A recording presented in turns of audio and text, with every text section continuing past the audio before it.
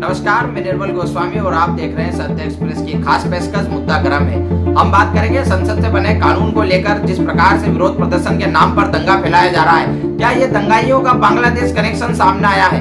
हम सब बात करेंगे इसी विषय को लेकर।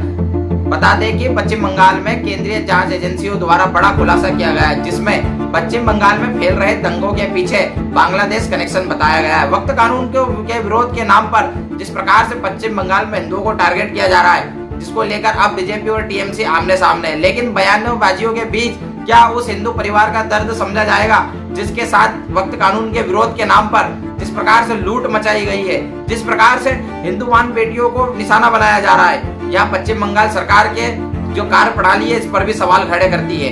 यहाँ पहला मामला नहीं है जब पश्चिम बंगाल में इस प्रकार की घटनाएं घटी हो। हमेशा पश्चिम बंगाल में किसी न किसी विषय को मुद्दा बनाकर उसके विरोध प्रदर्शन के नाम पर दंगा यहाँ किया जाता है और वहां से हिंदुओं को पलायन करने के लिए मजबूर किया जाता है। सरकार जिस प्रकार से एक्शन लेती है, लेकिन फिर कार्य प्रणाली फिर सवालों के घेरे में इसलिए आ जाती है क्योंकि इसका जो कनेक्शन है वह कहीं विदेश से निकलता है या फिर बांग्लादेश से निकलता है। और यहाँ पहले से सुनिश्चित होता है कि जिस प्रकार से घटनाएं घट रही है यहाँ पहले से प्रायोजित थी, तो फिर सरकार और सरकार की इंटेलिजेंस पर सवाल खड़े होते हैं कि यहाँ क्या कर रही थी। जिस प्रकार से कभी रामनवमी के जुलूस पर, तो कभी सीएए के विरोध के नाम पर, तो कभी वक्त कानून के नाम पर पश्चिम बंगाल में जिस प्रकार से हिंदुओं को टारगेट किया जा रहा है, यह सरकार की कार्य प्रणाली एवं टीएमसी के शासन के ऊपर कई सवाल खड़े कर देती है। लेकिन सबसे बड़ा सवाल है सेंट्रल इंटेलिजेंस का। सेंट्रल इंटेलिजेंस जो है पूरी घटनाक्रम के बाद बड़ा खुलासा करती है कि यहाँ पहले से प्रायोजित था,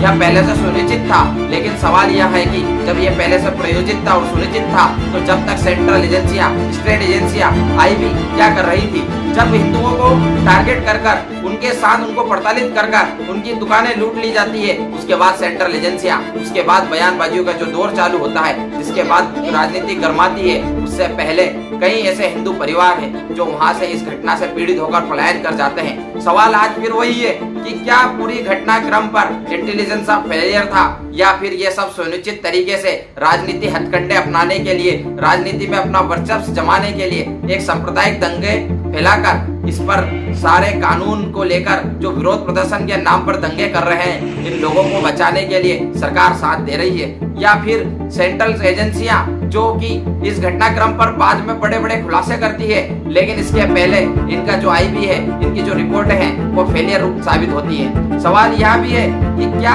आज उन हिंदुओं के साथ सरकार तो खड़ी है, सेंट्रल सरकार अब दावा कर रही है कि आरोपियों को बख्शा नहीं जाएगा, स्टेट सरकार दावा कर रही है कि आरोपियों को छोड़ा नहीं जाएगा, जांच निष्पक्ष होगी, लेकिन क्या उनके साथ जो घटी घटना है, जो उनके साथ घटी घटना है, जो उनका परिवार इस तबाही से तबाह हो चुका है, उसके लिए अब सरकार जो है जवाबदेही लेगी और आने वाले समय पे इस प्रकार की घटना ना हो, इसको लेकर कोई बड़ा एक्शन लिया जाएगा। क्योंकि वक्त कानून के नाम पर देश भर में अलग अलग जगहों पर दंगे भड़काने का प्रयास तो किया गया। हमने देखा टीवी टेलीविजनों के माध्यम से इस प्रकार की बयानबाजी की गई जिससे देश में दंगे भड़क सके, इस प्रकार की बयानबाजी की गई जिस प्रकार से सांप्रदायिक दंगे फैलाए जा सके। आज देश की संसद से कानून पास होता है और उस कानून का विरोध करने के लिए संसद के अंदर ही बैठे चुनिंदा कुछ लोग इस प्रकार की बात करते हैं कि इस कानून को नहीं मानेंगे। यहाँ देश के संविधान के साथ खिलवाड़ करने वाले लोगों पर कब कार्रवाई होगी?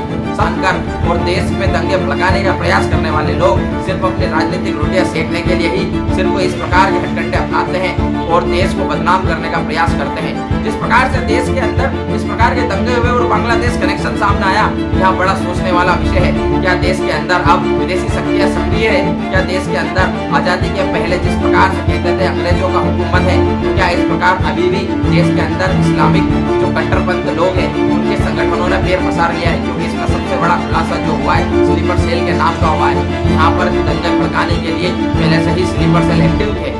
यह दंगा तो सिर्फ कानून का विरोध के नाम पर हुआ, लेकिन इसका जो केंद्रीय जांच एजेंसियों ने बताया है कि यह रामनवमी के अवसर पर भी हो सकता था। तो सबसे बड़े सवाल जो खड़े हो रहे हैं वो यही हो रहे हैं कि देश के अंदर जिस प्रकार से अलग अलग विषयों पर सांप्रदायिक दंगे भड़काने का प्रयास किया जा रहा है, क्योंकि हमने देखा मध्य प्रदेश के मुख्य उनके ऊपर भी पत्थर बरसाए गए, यहाँ भी एक दंगा भड़काने का प्रयास ही था। और जिस प्रकार से अभी हनुमान जयंती के जुलूस में गुना में जो घटना घटी है यह आप सबके सामने है। मध्य प्रदेश, पश्चिम बंगाल, उत्तर प्रदेश, ऐसा कोई राज्य नहीं है जहां अलग विषयों को मुद्दा बनाकर विरोध के नाम पर हिंदुओं को टारगेट किया जा रहा है। इसको लेकर कोई बड़ा सरकार एक्शन लेगी या फिर आखिरकार हिंदुओं को वहां से मजबूर होकर पलायन होकर वहां से जाना पड़ेगा।